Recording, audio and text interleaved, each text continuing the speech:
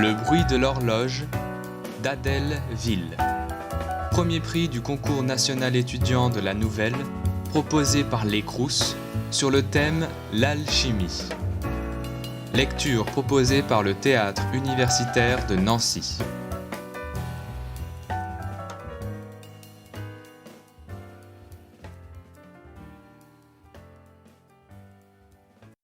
Le bruit de l'horloge. C'était un homme fort simple que Barnabas Persson. La soixantaine passée depuis un bon bout de temps maintenant, le teint grisâtre, les mains calleuses, la voix traînante, toute sa personne exprimant, transpirant la médiocrité la plus parfaite. Petit, sans être ridicule, indolent, sans mollesse, nonchalant, sans paresse, il avait pour plus grand mérite de faire un don mensuel de 30 € à différentes associations pour l'éducation et la recherche médicale, et pour plus grand vice de s'acheter quelquefois les dimanches matins une tartelette aux amandes qu'il mangeait en cachette de sa femme sur un banc dans un petit jardin public qu'il affectionnait avant de rentrer déjeuner comme si de rien n'était. De bonne compagnie du reste. Il aimait lire, aussi avait-il quelque instruction sans avoir jamais été plus loin que le certificat d'études. En certaines occasions même, il s'était illustré, régalant ses amis de traits d'esprit particulièrement savoureux. Il ne pouvait les prévoir, ni ne les ruminait à l'avance. La chose lui venait naturellement et faisait secrètement sa fierté. En ces instants, il se croyait doué, en toute modestie, d'une certaine intelligence. En réalité, il avait surtout le sens de l'à-propos. En fait d'être vivant, et par ordre d'importance, il était entouré, en plus de sa femme, d'un frère aîné, d'une sœur cadette, d'un oncle paternel et de 3 cactus, d'une vingtaine de personnes proches, des familiers. Il les recevait quelquefois à dîner, c'était alors de sympathiques soirées sans chichi, où l'on mangeait des salades d'endives, du poulet en croûte et de la tarte aux pommes autour d'une petite bouteille de vin sans prétention. Sa femme, et lui aussi, naturellement, étaient conviés de ci, de là, un jour chez les uns, un jour chez les autres. On apportait une petite plante, un bouquet de quelque chose, un pot de confiture maison, et on s'installait avec délice dans une douce familiarité faite de rires, de silence, de petits riens. Les Persons, du reste, étaient sincèrement appréciés de leurs amis. Il existait sur Terre 16 groupes humains, 16 familles exactement, chez qui retentissait assez fréquemment cette phrase « Tiens, et si on invitait les Persons samedi ?» Phrase toujours bien accueillie. Les Persons étaient aimables, stricto sensu. On ne se l'expliquait pas, ils n'avaient rien de spécial, rien de particulier, et pourtant, on se sentait pour eux une inexplicable bienveillance, on recherchait leur compagnie. D'ailleurs, c'est précisément par leur simplicité qu'ils attiraient. Il émanait d'eux une sorte d'insignifiance sublime qui plaisait par son côté rassurant. Barnabas Persson n'avait rien de particulier, c'est ce qui était chez lui le plus séduisant. Il fallait toutefois qu'il eût son petit talent, sans quoi sa parfaite insignifiance en eût fait le plus extraordinaire des êtres. Aussi avait-il un don tout à fait exceptionnel pour le violon. La nature, sous cet aspect, avait eu pour lui d'immenses ambitions. Une oreille absolue, un sens du rythme extra-développé, des mains même taillées pour le maniement de l'archet. La chose, cependant, ne bouleversait pas trop son quotidien, attendu qu'il n'avait jamais approché l'instrument. Il n'en avait même jamais touché de sa vie, laissant ce talent ignoré de tous et de lui-même. Bref, un homme simple, tout simple.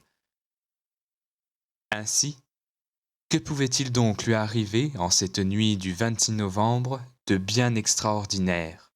Rien, naturellement, ou pas grand-chose du moins. La chose se produisit néanmoins entre 2h37 et 2h38 du matin.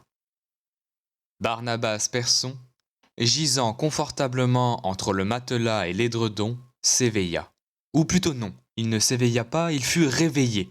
Réveillé par une sensation d'étrange inconfort, de malaise vague, de gêne imprécise, abstraite, mais tenace. Il se retourna 2 fois dans son lit, mais sentit immédiatement qu'il ne pourrait se rendormir tant qu'il n'aurait pas mis le doigt sur ce qu'il avait ainsi tiré de la douce étreinte de Morphée. Il écouta.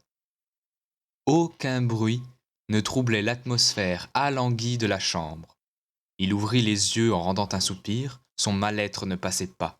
Il y avait quelque chose, il en était certain, qui n'était pas comme d'habitude. Quelque chose dans son imperturbable quotidien, quelque chose de mineur sans doute, mais quelque chose, quoi qu'il en soit, venait d'être troublé à l'instant et l'avait éveillé. Il en était absolument certain, mais quoi? Qu'est-ce qui, à 2h36 du matin, avait ainsi pu être chamboulé au point de l'arracher, lui, homme paisible et serein par excellence, d'un sommeil non moins paisible? C'est ce qu'il ne s'expliquait pas. Il resta prostré un moment, puis eut une révélation. Son sentiment ne venait pas de quelque chose en trop, bruit, mouvement, qu'importe, non. Cela venait de quelque chose en moins. Il le sentait. Quelque chose manquait dans son univers proche. Il tendit toutes ses facultés intellectuelles dans un effort, surhumain à cette heure, de compréhension et de pénétration des arcanes de l'univers. Seconde révélation. Il bondit de son lit. L'horloge, la grosse horloge comtoise qui trônait hideusement au bout de couloir qui menait au salon, à tous les coups, elle avait dû s'arrêter. La chose était déjà arrivée. Le soudain amuissement de la trotteuse l'avait alors, comme ce jour-ci, tiré du sommeil avec la même impression désagréable. Une impression de silence trop épais, trop gluant, trop réel. Il se mit sur ses pieds et s'aventura à tâtons dans la semi-obscurité de la chambre. Pas un bruit, pas un tic-tac, plus rien. Il regarda son lit. La petite bosse que faisait le corps de sa femme demeurait immobile. À peine décelait-on le léger mouvement de sa respiration. Elle dormait. Il poussa précautionneusement la porte et sortit. Le couloir, d'une rectitude terrifiante, s'ouvrit devant lui. Au fond, là-bas, bizarre totem à la gloire du dieu Temps, se tenait la masse sombre de l'horloge. Il avança d'un pas résolu, bien décidé à tirer tout ce mystère au clair. Quel mystère, d'ailleurs? Il allait simplement constater, s'assurer que les aiguilles étaient immobiles. Ensuite, petit détour par les toilettes, histoire de tirer pleinement profit du voyage, et hop, retour au lit. Il s'approcha d'elle comme on s'approche d'un fauve endormi. Elle ne disait rien. Satisfait, il allait faire demi-tour quand, mu par une pulsion inexplicable, par un besoin qui le dépassait et contre lequel il ne pouvait lutter, il fit encore un pas vers elle, se colla à elle le plus près qu'il put et, dans un geste absurde même pour lui, surtout pour lui, il accola son oreille sur le ventre de la bête. Rien tout d'abord, et puis, oh, son sang se figea. Tic, tac, tic, tac. Les aiguilles, elles tournaient, elles étaient à l'heure, elles n'avaient jamais arrêté leur petit manège sournois, perfide. Comment ne les avait-il pas entendues? Comment diable avait-il pu ne pas entendre l'assourdissant chuchotement de ces 2 aiguilles qui jamais, au grand jamais, n'avaient cessé de tricoter son linceul, le sien, celui de sa femme, des autres, de tous? Il fut pris pour elle d'une inexplicable haine d'autant plus profonde qu'elle s'alimentait de peur, car enfin, l'impression de manque persistait. Oui, aucun doute possible, par une mystérieuse alchimie, quelque chose quelque part avait disparu. Quelque chose avait pris fin. Et par une bizarre clairvoyance, il savait, avec la certitude la plus absolue, qu'il ne dormirait pas, qu'il ne dormirait plus avant d'avoir réglé la question. Chercher.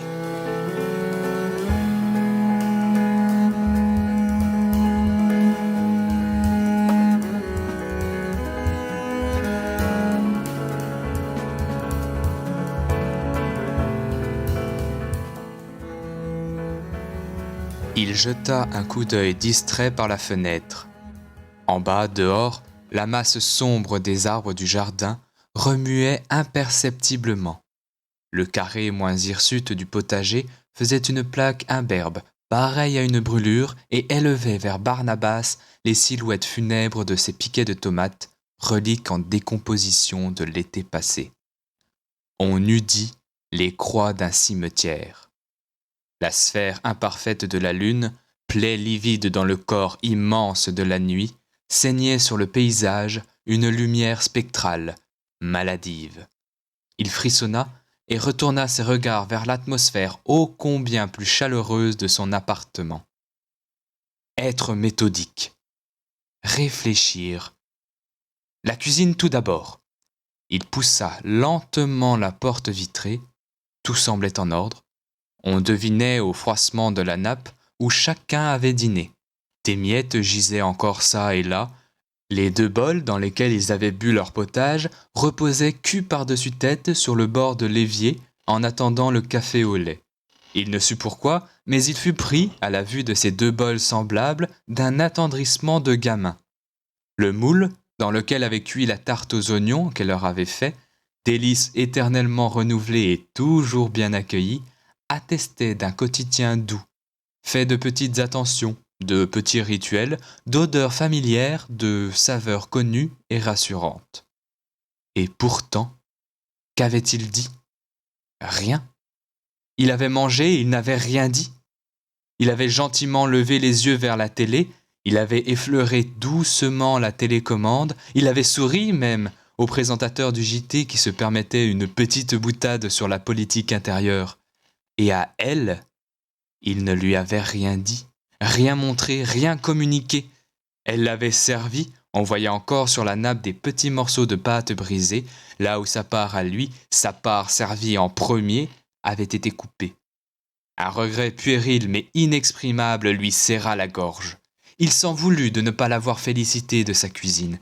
Il s'en voulut atrocement, terriblement, non seulement pour ce soir-là en particulier, mais aussi pour tous les soirs de tous les autres jours qu'ils avaient passés côte à côte. Elle attentive, assidue, lavant, faisant les lits, épluchant les patates, rangeant les courses, et lui, silencieux, à ce point habitué au bonheur qu'il ne le sentait même plus.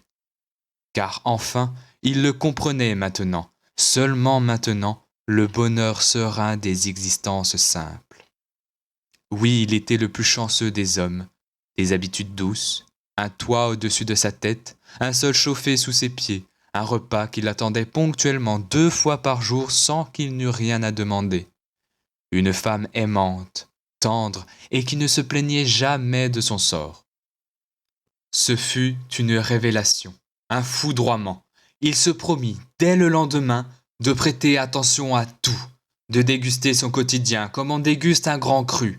Il étudierait chaque arôme, chaque note, chaque teinte de son bonheur. Il têterait le nectar sucré de son quotidien, le retournerait 100 fois dans sa bouche pour en mieux jouir et, mauvais goûteur mais bon vivant, l'avalerait avec gourmandise. Il serait plein d'égards pour son épouse. Oui, il le sentait. La coupe de son amour de nouveau était pleine et ne se viderait plus. Il serait affectueux sans ostentation. Il parlerait, il la ferait rire. Il l'inviterait au restaurant en ville à midi. Une pudeur le retint soudainement. Elle serait surprise, évidemment. Pourquoi lui demanderait-elle. Pourquoi? Mais parce qu'il l'aimait, voilà tout. Il dirait la chose sur un ton volontairement excessif d'amant de drame espagnol, et il sourirait ensuite. Alors, la surprise le céderait à la joie, et elle aussi, elle sourirait. Et ainsi transformés, ils s'en iraient tous les deux dans la vie. Une vie qui ne changerait pas, mais qui serait malgré tout toute neuve, comme revivifiée, décrassée, transmutée. Oui, il le sentait. Quelque phénomène occulte, magique, venait de métamorphoser son existence de plomb en quelque chose de chaud et de doré. Il eut une inspiration profonde, grisante. Il s'apprêtait à s'en retourner au lit, plein d'un bizarre sentiment de devoir accompli, quand une main froide, celle de la peur, l'arrêta soudain. Saperlotte, l'impression d'absence, elle était revenue le mordre, la chienne, et elle croissait, elle aussi. Elle enflait, elle le torturait au sein même de sa joie. Diable, chercher encore. Oh oui, et d'autant plus assidûment maintenant qu'elle était la seule entrave à une félicité entière. Il erra ainsi chez lui de longs moments, à l'affût.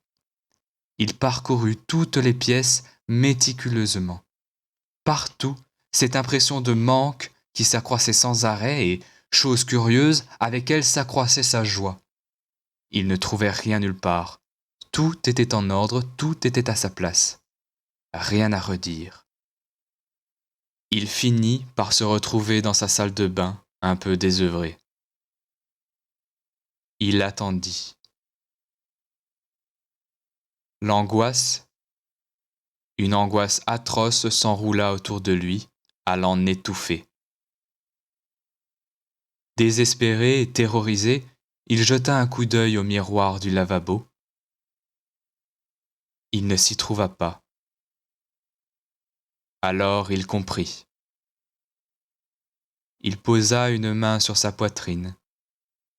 Une horreur ineffable grossit en lui, bouillonna dans son ventre et, comme un vomissement, remonta dans sa gorge et jaillit de lui en hurlements muets. Le manque. Il avait compris. Son cœur. Il ne battait plus.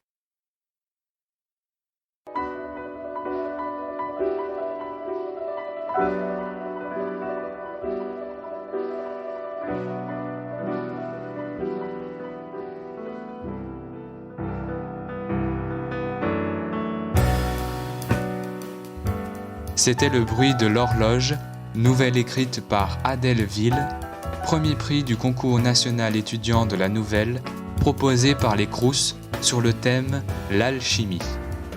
Lecture lue et réalisée par Titouan Gaillard du Théâtre universitaire de Nancy, sous la bienveillance de Caroline Bornemann.